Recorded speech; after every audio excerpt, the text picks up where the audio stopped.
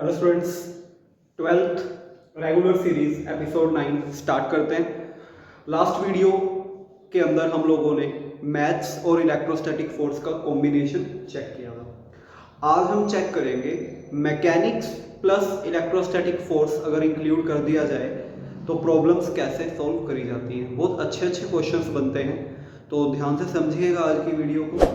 हमारे चैनल को सब्सक्राइब कीजिए, हमें @फिजिक्स बूस्टर इंस्टाग्राम पे फॉलो कीजिए, और अगर आप हमारा व्हाट्सएप ग्रुप ज्वाइन करना चाहते हैं तो डिस्क्रिप्शन बॉक्स में आपको उसका लिंक मिल जाएगा, जहाँ पे आपको बहुत सारी quizzes, study material, short notes सब कुछ प्रोवाइड करवाया जाएगा। ठीक है, तो एक और बात, अगर आपने पहली वीडियोस नहीं देखी हैं, पहली 8 वीडियोस, तो पहले आपको बच्चों वो देखनी पड़ेगी, तभी आपको 9th वीडियो को अप्लाई करना आएगा। तो शुरू करते हैं। बहुत अच्छे, बहुत शानदार क्वेश्चंस किसके ऊपर? इलेक्ट्रोस्टैटिक्स प्लस मैकेनिक्स के ऊपर। ठीक है, तो एग्जांपल नंबर 10, 9 तक हम लोग डिस्कस कर चुके हैं। एग्जांपल नंबर 10 से अपने शुरू करते हैं। देखिए, आपको बोला गया बच्चों कि एक टेबल है और उसके ऊपर 2 चार्जेस प्लेस हैं। इस चार्ज की वैल्यू 2 माइक्रोकूलम और इस चार्ज की वैल्यू बच्चों -2 माइक्रोकूलम। ठीक है, इसका मास आपको गिवन है 10 ग्राम और इस चार्ज का भी मास आपको कितना गिवन है? 10 ग्राम। क्लियर? एक काम करते हैं, इसको प्लस ही ले लेते हैं, तो +2 माइक्रोकूलम +2 माइक्रोकूलम। बच्चों, दोनों के बीच का गैप आपको दे रखा है 50 सेंटीमीटर। ठीक है, और आपको बोला गया ये सरफेस क्या है? रफ। ये सरफेस रफ। आपसे बोला गया फाइंड आउट फ्रिक्शन कोफिशिएंट। आपको बच्चों फ्रिक्शन कोफिशिएंट की वैल्यू फाइंड आउट करके बतानी है कि कितनी आएगी इस पर्टिकुलर केस में। तो ये सिनेरियो आपके सामने है, आपसे फ्रिक्शन कोफिशिएंट पूछा गया है। तो देखो, बेसिक सी बात मैं आपको बताऊं, अगर आपको फ्री बॉडी डायग्राम्स नहीं बनाने आते तो मैंने यूट्यूब पे हाउ टू मेक एफबीडी के 2 बेसिक एपिसोड डाले हुए हैं, वहां से आप एफबीडी बनाना सीख सकते हो। बेसिक एफबीडी तो वहां से आप सीख जाओगे, और बाकी की वीडियोस और आएंगी जिससे आप और बेटर एफबीडी सीख सकते हो। तो यहाँ पे आपको फ्री बॉडी बनाना है, तो फ्री बॉडी बनाने के लिए क्या करो, आप कोई भी एक चार्ज को इंक्लूड कर लो, किसी भी एक चार्ज के ऊपर सारे फोर्सेस आप चेक कर लो। ठीक है, या तो आप इस चार्ज पे चेक कर लो या इस चार्ज पे चेक कर लो। मान लेते हैं मैंने इस पर्टिकुलर चार्ज को चेक करना है, तो देखो इस पर्टिकुलर चार्ज को बच्चों फोर्सेस कैसे कैसे काम करेंगे। देखिए, इसके ऊपर बेसिकली mg तो काम करेगा ही करेगा, और बच्चों नीचे से एक नॉर्मल भी काम करेगा, कांटेक्ट में है। ये वाला जो चार्ज है, इस चार्ज पे क्या करेगा? फोर्स लगाएगा। वी हैव डिस्कस्ड, दोनों पॉजिटिव चार्ज है, तो ये वाला चार्ज इस पर्टिकुलर चार्ज पे क्या करेगा? फोर्स लगाएगा। कैसा फोर्स लगाएगा? इलेक्ट्रोस्टैटिक रिपल्सिव फोर्स लगाएगा। उसकी वैल्यू क्या होती है बच्चों? उसकी वैल्यू होती है K Q1 Q2 bye r²। ठीक है, तो उसकी वजह से इस चार्ज को मिलेगी मोशन। अगर इस चार्ज को मोशन मिलेगी बच्चों, तो इस पे जो फ्रिक्शन फोर्स काम करेगा बेसिकली वो ऑपोजिट डायरेक्शन में यहाँ पे काम करेगा। फॉर्मूला क्या होता है फ्रिक्शन का? μm। कई लोग μmg याद रख लेते हैं बच्चों, μmg नहीं याद रखना आपने, μn याद रखना है, क्योंकि n की जो वैल्यू है वो अकॉर्डिंग टू द प्रॉब्लम्स क्या होती रहती है? चेंज होती रहती है, इसलिए अपने μn कंसीडर करेंगे, ना कि μmg। डन? तो देखिए, अब आगे देखिए। देखिए, जब तक आपको बोला ना जाए कि मोशन हो रही है या जो भी है या एक्सेलरेशन है, तब तक बच्चों सिस्टम को ना इक्विलिब्रियम में मान के चलते हैं। भी उसका जो नेट एक्सेलरेशन है वो क्या है? 0। और अगर नेट एक्सेलरेशन 0 होता है तो उस केसेस में क्या होता है बच्चों?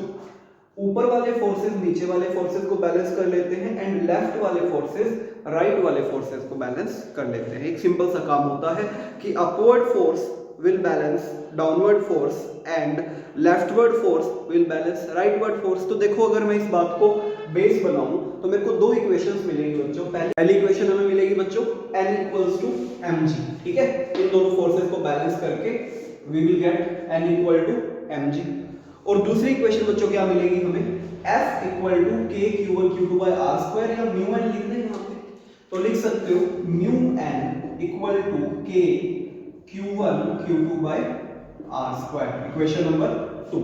ठीक है, अब क्या करना है? कुछ नहीं, बस एक सिंपल सा काम करना है। यहाँ से हम n की वैल्यू पुट करें, n की वैल्यू पुट कीजिए, तो what will you get? You will get बच्चों μmg = K Q1 Q2 by are square. तो यहाँ से बच्चों म्यू की वैल्यू क्या आ जाएगी, जब आप म्यू फाइंड आउट करने जाएंगे तो यू विल गेट के Q1 Q2 by mg r square, that's it। now देखो you have k, you have Q1, you have Q2, you have m, you have g, you have r, ठीक है, सबको किस में कन्वर्ट कर लेना, m के s में कन्वर्ट कर लेना and you will get your answer. Hope आपको ये प्रॉब्लम समझ आई होगी। हाँ ध्यान रखना बच्चों, m के s में जरूर कन्वर्ट कर लेना। 2 into 10 power raised to minus 6, 2 into 10 power raised to minus 6, 10 into 10 power raised to minus 3, 50 into 10 power raised to minus 2। बिना एम के एस में कन्वर्ट किए क्वेश्चन मत करना। तो समझ आया मैकेनिक्स को मैंने कैसे इन्वॉल्व किया इलेक्ट्रोस्टैटिक्स के साथ, क्लियर। आइए एक न्यूमेरिकल और देखते हैं आपने, एग्जांपल नंबर 11। देखिए 11वां एग्जांपल, आपको बच्चों एक इंक्लाइंड प्लेन दे रखा है इस तरह से, कुछ इस तरह से, ये एंगल है 37 डिग्री और एक चार्ज यहाँ पे पड़ा है जिसकी वैल्यू है 2 माइक्रोकूलम और मास है बच्चों 10 ग्राम, और दूसरा चार्ज यहाँ पे पड़ा है। एक काम करते हैं, अपने ना इसको डेटा की फॉर्म में ले लेते हैं, लाइक m की फॉर्म में ले लेते हैं, तो कोई दिक्कत नहीं आएगी ज्यादा। q, m चार्ज पड़ा है और दूसरा चार्ज बच्चों आपके पास भी q, m पड़ा है, क्लियर। आपको बोला गया कि इन दोनों के बीच की जो वैल्यू है या डिस्टेंस है वो बच्चों r है, ठीक है। आपसे क्या पूछा गया, आपसे पूछा गया find out r so that, इसको a बोल दिया गया, इसको b बोल दिया गया, so that charge A is in equilibrium. आपको R की वो वैल्यू फाइंड आउट करनी है जिसके लिए जो चार्ज A है वो इक्विलिब्रियम में आ जाए, और ये सरफेस बच्चों आपको बोली गई है स्मूथ है, ठीक है, सारी सरफेस क्या है, स्मूथ है। तो क्या करेंगे बच्चों, हम लोग A का FBD बनाएंगे, A का फ्री बॉडी डायग्राम बनाएंगे, और फ्री बॉडी डायग्राम में हमेशा वही फोर्सेस यूज करते हैं जो बॉडी पे अप्लाई हो रहे होते हैं। अगर आप ध्यान से देखिए ए पे कौन कौन से फोर्सेस अप्लाई हो रहे हैं, ए पे कौन कौन से फोर्सेस अप्लाई हो रहे हैं, तो देखो ए पे बच्चों, ए पे कुछ इस तरह से हम बात करें तो डाउनवर्ड एक फोर्स काम करेगा mg sin 37, ठीक है, ये तो लगेगा, ग्रेविटी तो लगती है, mg sin 37। और दूसरा फोर्स क्या काम करेगा, इन दोनों के बीच क्या होगा, दोनों पॉजिटिव है बेसिकली, तो इलेक्ट्रोस्टैटिक रिपल्शन होगा, इलेक्ट्रोस्टैटिक रिपल्शन इसको इधर धक्का देगा, इधर भगाएगा, k q1 q2 by r square, q1 q2 same है इसलिए हमने ये पुट कर दिया। और नीचे देखिए यहाँ पे क्या लगेगा इसके, mg cos 37, और ऊपर क्या लगेगा n।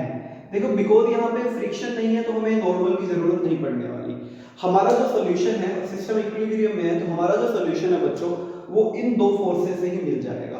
तो उन्होंने बोला है कि ये जो सिस्टम है ना ये इक्विलिब्रियम में, अगर ये सिस्टम इक्विलिब्रियम में है तो इसका मतलब क्या होगा, इसका मतलब होगा kq square by r square किसको बैलेंस कर लेगा, mg sin 37 को क्या लिखेंगे, ये लिखेंगे mg sin 37। हाँ जी, अब sin 37 की वैल्यू क्या होती है बच्चों, याद रखना 3/5। अगर आपको याद है तो अच्छी बात है, नहीं तो मेरी बेसिक मैथ सीरीज पैरेलली चल रही है, उसमें बहुत जल्दी आपको सारी साइन कोस की वैल्यूज मिल जाएंगी। तो 3/5 is the value, kq square by r square equal to mg into बच्चों 3/5। अब यहां से बस एक छोटा सा काम करो, r स्क्वायर की वैल्यू निकाल लो, तो r स्क्वायर की वैल्यू आ जाएगी 5 kq स्क्वायर बाय 3mg, या बच्चों r कितना आ जाएगा, √5 kq स्क्वायर बाय 3mg। लो हो गया, समझ आया, सिंपल सा कंसेप्ट था, इक्विलिब्रियम एडजस्ट करना था। Once you have adjusted the equilibrium, after that तो कुछ बचता ही नहीं, मतलब k q1 q2 by r square को इक्वल कर दिया किसके, mg sin 37 के।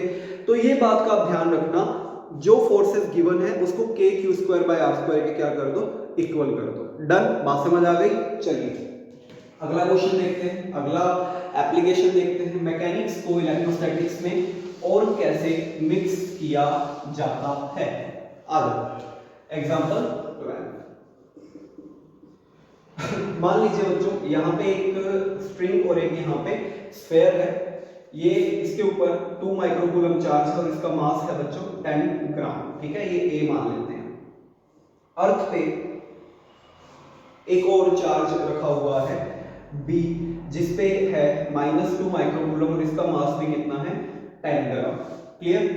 तो यहाँ पे आपको डिस्टेंस बच्चों दे रखी है 10 सेंटीमीटर। क्लियर, ये सारा सिनेरियो आपको दे रखा है। आपसे पूछा गया बच्चों find out tension in string so that charge A is in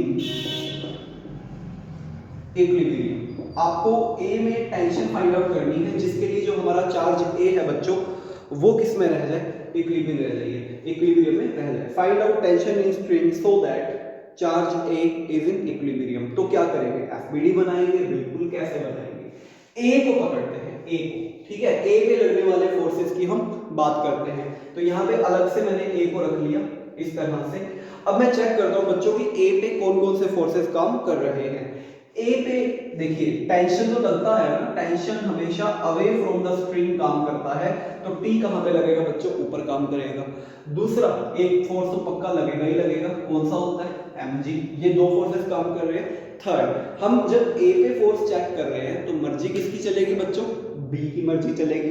जो फोर्स लगाता है उसके हिसाब से डायरेक्शन डिसाइड होती है। तो A पे कौन फोर्स लगा रहा है, A पे B फोर्स लगा रहा है, तो B क्या करेगा, A को, ऑपोजिट नेचर है ना, B A को अपनी तरफ खींचेगा, B A को अपनी तरफ खींचेगा। और यहाँ पे बच्चों F इलेक्ट्रोस्टैटिक्स भी काम करेगा। क्लियर, इन्होंने बोला है कि find out tension in string so that charge A is in equilibrium. तो यहाँ से बच्चों T की वैल्यू क्या आ जाएगी, मैंने बोला था ना इक्विलिब्रियम में ऊपर वाले फोर्सेस को नीचे वाले फोर्सेस के क्या कर दो, इक्वल कर दो, और आपका फाइनल आंसर आ जाएगा।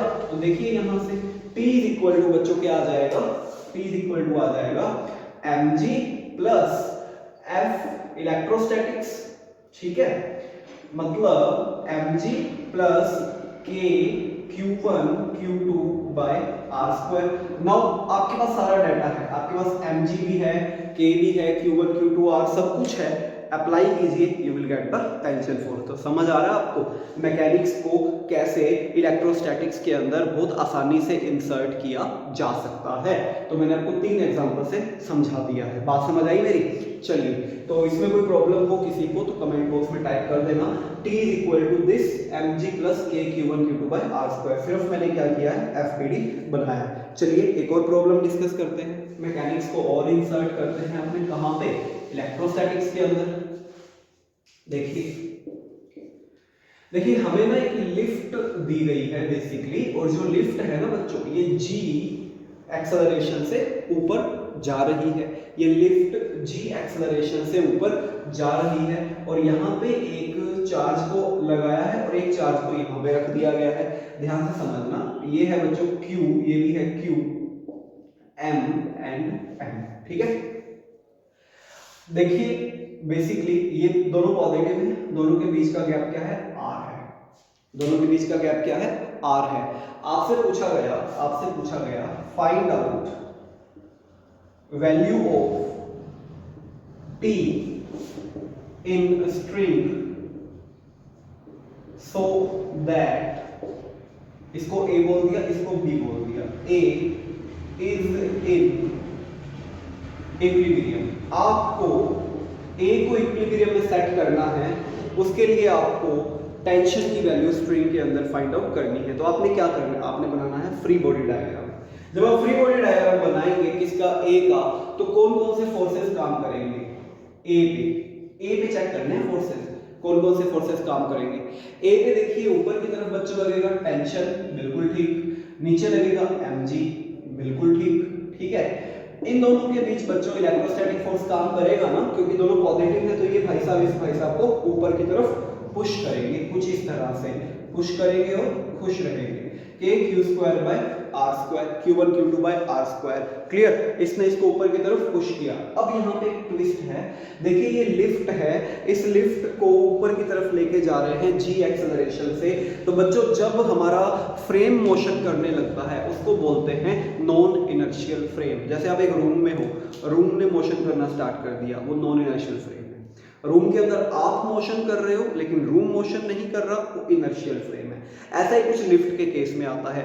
लिफ्ट में आपको, लिफ्ट ने मोशन करना शुरू कर दिया, तो इसको क्या बोलेंगे, नॉन इनर्शियल फ्रेम। तो इस केस में बच्चों एक फोर्स काम करता है, उसको बोलते हैं स्यूडो फोर्स। जितने भी ऑब्जेक्ट्स यहाँ पे प्रेजेंट है सब पे स्यूडो फोर्स काम करेगा, ए पे भी करेगा, बी पे भी करेगा।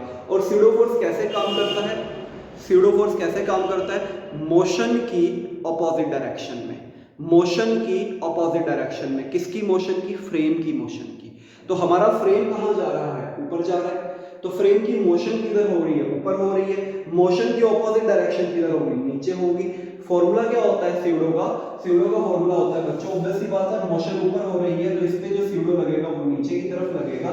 स्यूडो का फॉर्मूला होता है मास ऑफ द बॉडी, सुनना ध्यान से, mass of the body into acceleration of the frame, into acceleration of the frame, जो कि यहाँ पे क्या है, जी है। बात समझ आ गई मेरी, फिर से सुन लो। स्यूडो का formula mass of the body into acceleration of the frame. बड़ी सिंपल सी कहानी है स्यूडो फोर्स की, मैंने आपको जो बताई है।